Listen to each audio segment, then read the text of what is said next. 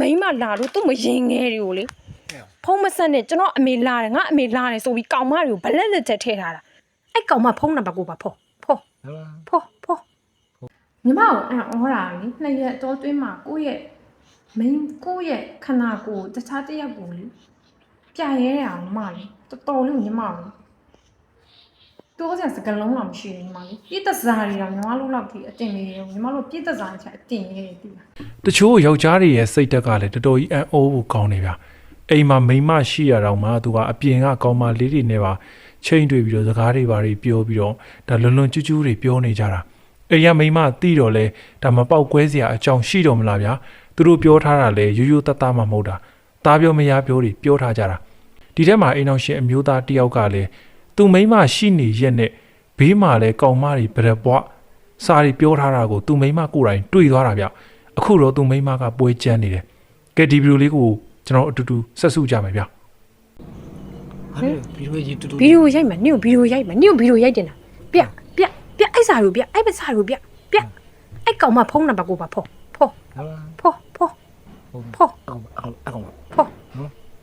အင်းလုံးရှိယောက်ျားတိုင်းတတိထားပါမတူလားဟလာနင်ကမပတ်သက်ဘူးပေါ့မေဒဇင်ဦးဆိုတဲ့ကောင်မကိုပြခိုင်ဒဇင်ဦးဆိုတဲ့ကောင်မကိုပြ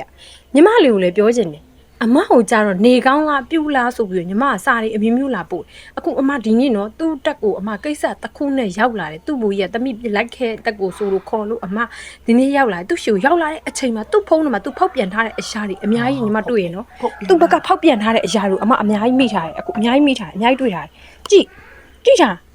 အမပေါ်မှာတက်စာချင်းဖောက်တယ်အဲ့ဟာကိုဖောက်ပြန်နေဒီကောင်ဒီလိုအချင်းစိတ်ရိုက်မျိုးရှိတာတီးရက်နဲ့တောင်မှပဲနင်ကငါအရှိမှကြတော့ကိုရတစ်မျိုးအရှိတင်တစ်မျိုးလာပြီးတော့လှုပ်ပြီးစကားကိုပြောတယ်နော်အခုနင်ကအဲ့ကောင်နဲ့နင်ကပတ်သက်တယ်ညီမလေးကတော်တော်ဖားဆန်နေညီမလေးကိုဖားဆန်နေလို့စကားလုံးသုံးလုံးနေအောင်အမလေးတန်မှမဟုတ်ဖားသိတိတ်ခါကြကြည့်ချာရုပ်ကိုဗန်းမြပြီးအဲ့ကောင်ကလည်းတွေ့ကြကောင်မနဲ့ဖောက်ပြန်နေတဲ့အကောင်စားကိုတေချာကြည့်ချာဆုံးရှုပ်ခိုးနေဟိုဒီမှာကြည့်နောက်ဆက်တကနော်သူရေးတာဖြစ်တဲ့ဒိတ်ကိုညီမသိညီမနဲ့စကားများနှစ်ရက်ပဲရှိသေးအဲ့ကောင်မအကောက်ကိုညီမဝင်ကြည့်လိုက်တယ်29ရက်နေ့ကသူတို့ရေးစားဖြစ်ထားတာဒီမှာကြည့်အဲ့ကောင်မဖုန်းနံပါတ်နော်ကြိုက်တဲ့လူဆက်လို့ရတယ်မကြည့်ကလေးလေးဆိုပဲပြမယ်မကြည့်မနော်ကြည့်မိမ့်လို့ရေးထားနော်တွေ့လားဒီမှာကြည့်မိမတွေဘယ်လောက်ဈေးပိုးလဲဆိုတာကြည့်မိမတွေချို့မိမတွေနော်မိမတိုင်းမပြောတချို့သောမိမတွေဘယ်လောက်တော့ဈေးပိုးလဲဆိုတာသေချာကြည့်ဟာတချို့သောယောက်ျားကြီးဘယ်လောက်ဖာဆန်လဲဆိုတာကိုကြည့်ဟာခွန်းလမှုနဲ့ထိုက်တယ်လားမထိုက်တယ်လားဆိုတာကြည့်ဟာစိတ်ကိုတော်လျှော့ထားရတယ်စိတ်ကိုတော်လျှော့ထားရငါတော့ကြောဓာတ်နဲ့သူကအကျဉ်းချင်းဖြစ်နေပြီကြည့်ဟာ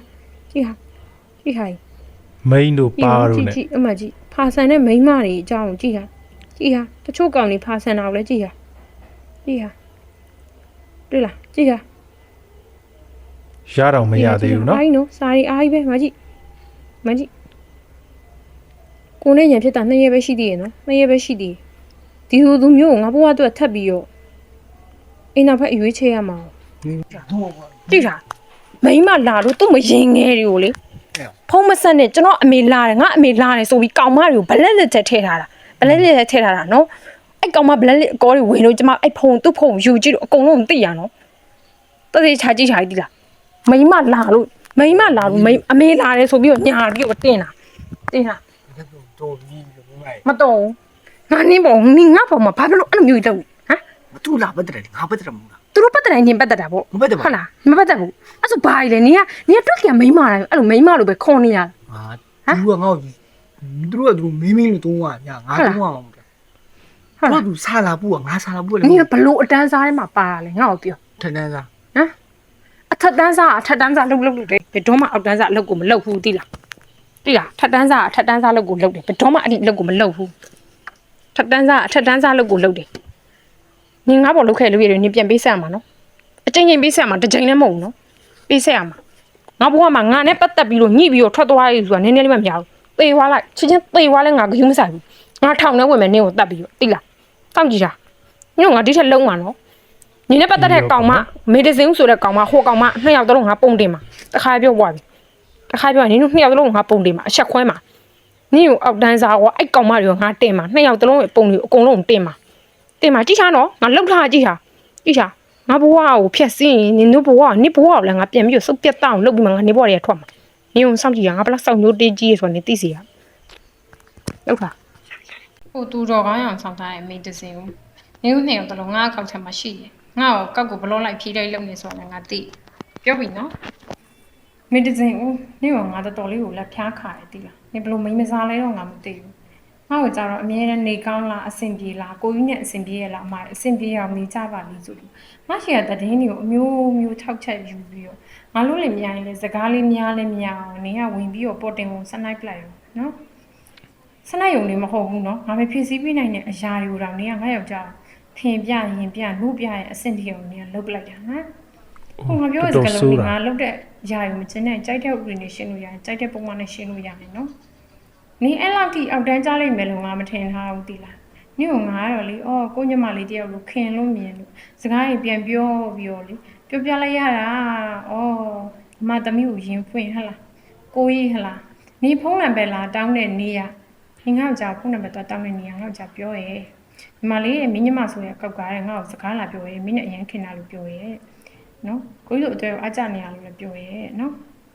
အဲ့လိုပြောတယ်နော်ဖုန်းနံပါတ်ပေးလိုက်ရမှာငါကိုယ်တိုင်အဲ့ဖုန်းနံပါတ်ကိုပေးခိုင်းလိုက်တာအဲ့ဖုန်းနံပါတ်ကိုငါကိုယ်တိုင်ပေးခိုင်းလိုက်တာသိလားအော်ငါနင်းအဲ့လောက်ထိဖာဆန်လိုက်မယ်လို့ငါမထင်လို့လေဖုန်းနံပါတ်ပေးခိုင်းလိုက်တာပြီးလဲပြီးရောနင်းကငါ့ယောက်ျားကိုစကလုံးနေနဲ့ဝင်ပြီးတော့လုံးပါလေဟောဟိုနှစ်တော့ကလည်းကျိုးပြတ်သွားတဲ့အချိန်နမကလည်းရားနေတဲ့အချိန်ဆိုတော့မင်းတို့တန်းပြီးညှိကြတော့တာနော်တန်းပြီးညှိကြတော့တာပဲအေးနင်ရဲ့ဗီဒီယိုဖိုင်တွေကို social media ရဲ့တက်ရနေမှာမပြန့်ချင်ဘူးဆိုရင်ငါ့ကိုလာတောင်းမယ်နင်တို့ကိုမရင်ငယ်ဒီကိုလွယ်လည်နဲ့လက်လျှော့ပေးလိုက်လို့ရှိရင်နောင်ရဲ့အပြစ်မရှိရဲ့ကလေးကြီးအပြစ်မရှိရဲ့သူတစ်ပါးအိမ်တော်ကြီးဒီထက်ဘယ်တော့ပြိုကွဲနေမလဲမသိနော်နင်ကကြောက်တယ်ဟဲ့ကိုဘာဖြစ်တယ်ဟဲ့လားတဲကိုပေါ့နော်မထားခဲ့ပါနဲ့ကိုထားခဲ့ရင်တဲတိမ်မှာပေါ့ဟဲ့လားနင်ကအပြိုလဲမဟုတ်တော့ဘူးလေတခုလက်ဖြစ်သွားပြီလေတခုလက်လေ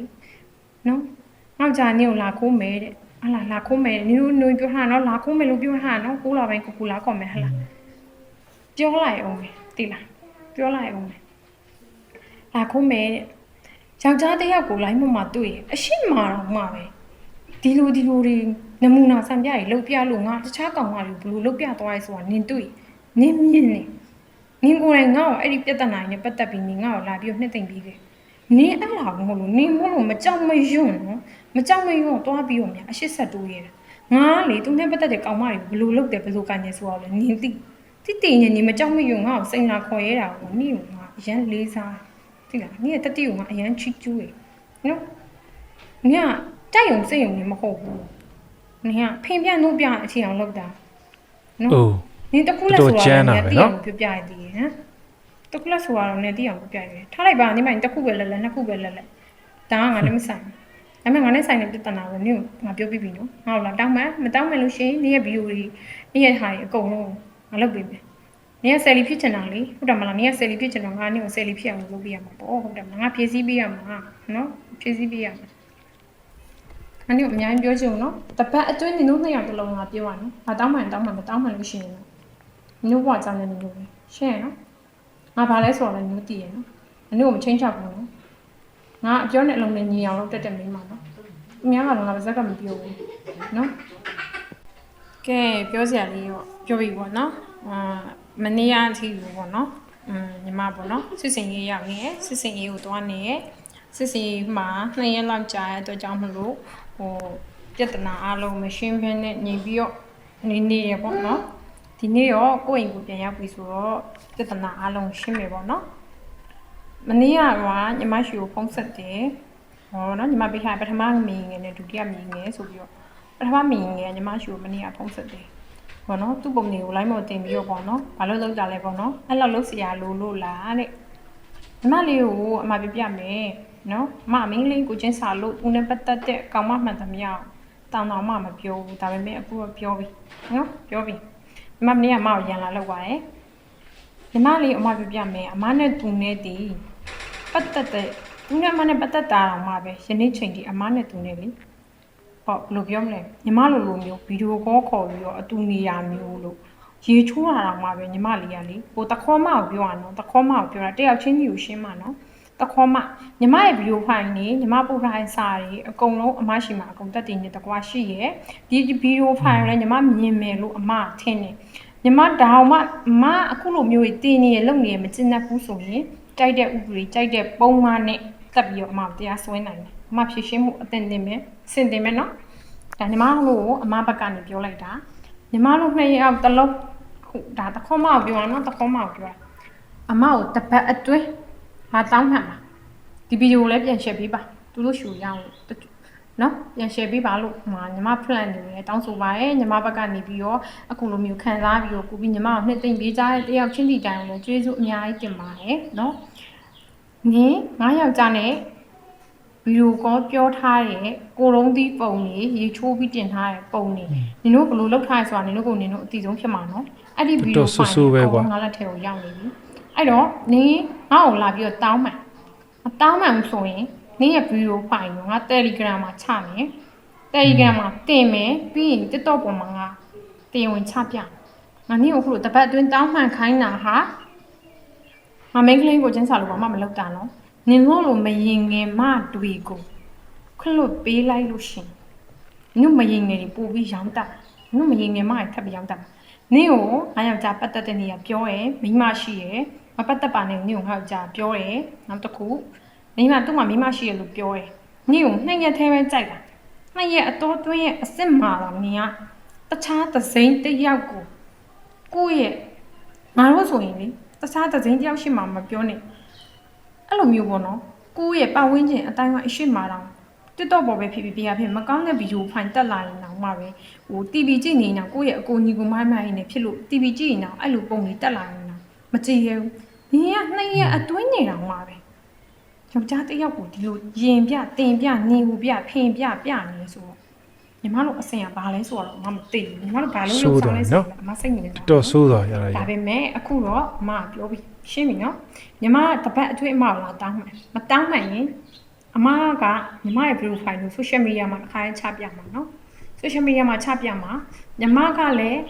ညီမအမယောက်ျားလမ်းခွဲရဲ့ညီမဘက်ကနေအရင်ဆုံးရီးစားစကားစလာပြောရဲ့နော်ရီးစားစကားစလာပြောအမဘယ်သူမှအပြင်ပြုံးနော်အမသူပြောပြအောင်နားထောင်တယ်ညီမပူထားတဲ့စာထားလို့လည်းအမမြင်ထားတယ်နော်အမအခုသူ့ရဲ့အပေါင်းအသင်းတွေကိုမေးကြည့်တော့အမယောက်ျားတဲ့လမ်းခွဲရဲ့ညီမလေးကငိုရရိုင်နဲ့တောင်းပန်တယ်သူ့ညီမကိုထားခဲ့ရင်တခေါမကိုပြောရနော်တခေါမပြောတာထားခဲ့ရင်ကိုတက်တေးမှာလို့ပြုမှာဆိုတော့အမယောက်ျားကိုချင်းချောက်တယ်တဲ့ချင်းချောက်တော့တယောက်ကဘေးကသူကပြောဟဲ့အောင်ကိုတက်တေးမှာလို့ပြုမှာလို့ချင်းချောက်တယ်ညီမငိုရရိုင်နဲ့မထားခဲ့ဘူးတော့တောင်းပန်နေတဲ့နော်အဲ့ဒီအတွက်ကြောင့်မို့လို့အမယောက်ျားဆက်ပြီးညီမကိုတွဲရဲ့နော်ညီမကိုအော်တာလေနှစ်ရက်တော့တွင်းမှာကိုယ့်ရဲ့ခန္ဓာကိုယ်တခြားတစ်ယောက်ကိုလေပြရဲအောင်ညီမလေတော်လေးညီမကိုတိုးစရာစကလုံးတော့မရှိဘူးညီမလေပြည့်တစားတွေတော့ညီမတို့လောက်ကြီးအတင်နေတယ်ညီမတို့ပြည့်တစားတွေအတင်ရဲပြီလားပြည့်တစားတွေအတင်ရဲပြည့်တစားတော့ပတ်စံရမှာခံတာညီမတို့ကြီးအဲ့လိုမျိုး line ပေါ်မှာအဲ့လိုမျိုးယောက်ျားတစ်ယောက်နဲ့ကြိုက်တာကွာပြည့်တင်နဲ့ချီပြီးတွဲလို့ကိုယ်ခန္ဓာကိုယ်ပေးရတယ်ဆိုရင်တော့အမလက်ခံပြီးနှစ်ရက်အတော်တွင်းနေညီမရဲ့ကိုယ့်ရဲ့ခန္ဓာကိုယ်တခြားယောက်ျားတစ်ယောက်ကိုပြလောက်တဲ့အဆင့်တန်းထင်ပြီးညီမတို့အဲ့လောက်ထိတိတ်ခံမဲ့တာညီမတို့မွေးထားတဲ့မူးဖတွေဒီဗီဒီယိုတွေကိုမြင်စေခြင်းတယ်သားသမီးတွေကိုဘလို့ဆုံးမထားလဲလို့အမမြင်စေခြင်းတယ်တိလားကိုသားသမီးတွေဘလို့ဖြစ်နေတယ်ညီမနဲ့ပတ်သက်တဲ့ဆွေမျိုးညီကောင်မတွေအကုန်မြင်စေခြင်းတယ်ဘလို့ဆုံးမထားလဲဘလို့တုံတင်ထားတယ်ကိုသားသမီးအနောက်ကိုရဲ့အနောက်ကွယ်မှာဘလို့တွေပြက်စီးနေဆိုတော့သိစေခြင်းတယ်တိလားနော်ညီမတို့တပတ်ပဲအချိန်ပြည့်ရနော်အမဒီအကောက်ကိုတုံးတာလဲညီမသိအမအခုပြောတဲ့စကားတွေကိုမကျင်တဲ့လို့ကြိုက်တဲ့ဥပဒေကြိုက်တဲ့ပုံမှန်နဲ့တက်အမဘက်ကရင်းဆိုင်မှုအဆင့်တင်ပဲညီမနဲ့ပတ်သက်တဲ့အရာအချက်လက်အားလုံးအမမှာကိုယူထားတယ်နော်ယောက်ျားလေးဆိုတဲ့တဘာဝကတော့ညီမတို့ဘက်ကအဲ့လောက်ထိဖတ်တက်လာရင်တော့ကတော့ဖြစ်တော့မှာလေဒါပေမဲ့အမတို့လည်းအမခွင့်မလုပ်ဘူးနော်ခွင့်မလုပ်ဘူးကဲဒါကတော့အိမ်အောင်ရှိရဲ့ယောက်ျားတစ်ယောက်ကိုတခြားမိန်းကလေးတစ်ယောက်ကဒါနှစ်ရက်ထဲနဲ့ကြိုက်ပြီးတော့သူ့ရဲ့အဖေချွတ်တွေကိုပြတယ်ပေါ့ဗျာနော်သူ့ရဲ့ခန္ဓာကိုယ်ကောက်ချောင်းတွေကိုပြတယ်ပေါ့ဒါရောက်တော်တော်ဆိုးရွေးဗျာနော